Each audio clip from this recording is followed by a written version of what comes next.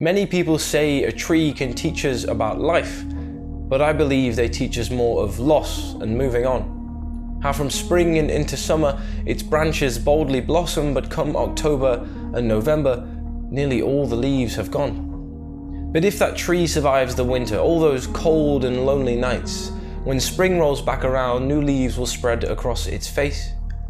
So no matter what you lose, no matter what leaves shed your branches, if you wait long enough, something will always take their place.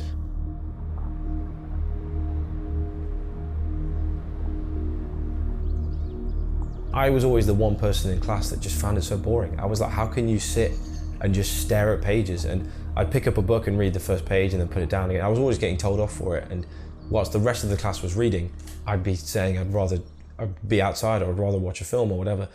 But after I wrote my first book, I was like, words can be so impactful. And even if you are just sitting there staring at a page, if the words are right, then it can take you places.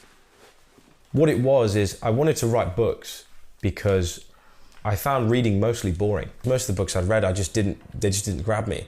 So I guess I wanted to write a book that I wish existed. And then I wrote the next one and the next one and the next one. And then it was my 6th book that I started writing on my 20th birthday. And after I wrote that one, it felt completely different from all the rest. So with my other books, I'd sent them off to publishers to hopefully get published, and they'd all been rejected. And I thought, with this one, I can't do that. I've got to have a stronger or a different attempt. So I came up with an idea to promote it on the street. So I got a whiteboard and some flyers, and the whiteboard said, hoping to be the next J.K. Rowling. If you like reading books, please take a flyer. Now that went great, it was fantastic. I really enjoyed it. I just wasn't earning enough money. So I thought, how can I keep promoting my book and what I do, but earn a bit of money in the process?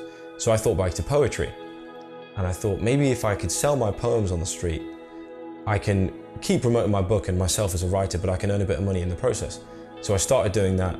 And then after doing that for around just over 2 years, I wanted to do something more. So I started to do poetry street performance. It's been quite a crazy journey for me because I would never in a million years imagine myself doing poetry street performance. But when you have a plan, sometimes you've got the destination envisioned so vividly in your head that you could ignore things along the way. And I've made an effort not to. And in doing that, I've gone back to poetry, started selling, and then started doing poetry street performance. So that's kind of how it happened. It was completely unintentional, but that's life, I guess. I also met my girlfriend on the street selling poems. Maybe a month after I started selling poems, she walked past one day and bought a poem off me, and then messaged me on Instagram, and we met up and got on, and then now I live with her. Like, now I'm here in my flat. Not only has selling poetry given me a job that I love and allowed me to create such an identity for myself, it got me the relationship I'm in now. So it's just kind of crazy how things work out, I guess.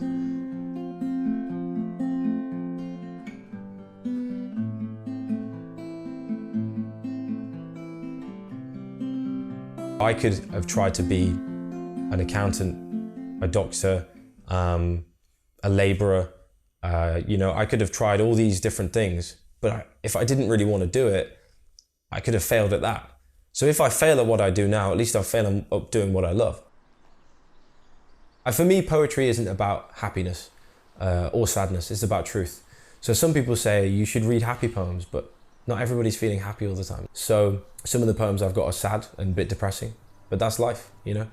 I think if you're gonna write poetry or pursue art in any way, don't try and find something that isn't there. Have a message to send. I'd say my proudest moment so far in what I do is when I performed poetry on the street for the first time. I was really, really nervous up until that point because I'd been selling poems, but I'd never performed it. People had never heard it come out my own mouth. So for me to get an amp and a microphone and just perform it for whoever to listen was really scary. And the moment I read the first line, that was it. All the fear had gone. Because when you care a lot about something, your excitement and passion outweighs your fear. And then when you start, the fear kind of dissipates. Maybe it's like when you wake up on a plane and look out the window and you just see the sun streaming over the clouds. And like, everything else, for that moment, everything else disappears because you're just looking at the greatest thing ever. Or maybe it's when your favorite song comes on and you could be walking down the street or you could be making dinner or whatever, and every now and then it will hit you so hard that that's all that exists. It's like all your other senses go. That's sometimes what it feels like. If I'm really into a poem, it's almost like everything else disappears and it's just me and my words that are there. And I think that's important for what I do, because if I'm street performing, there's times where there's no one around. There's times where there's 4 or 5 people walking past a minute. So if I'm not comfortable performing it in myself, then there's no point in me performing and then stopping every time someone disappears. It feels bliss. It feels like nothing else exists and it's just me and my words. I think one day I'm going to perform poetry on stage in front of quite a lot of people. And I think one day I'm going to have my book in a bookstore. And I think one day, when I'm really old, someone's going to make a film about one of my books. I think it will happen eventually, but good things take time. So.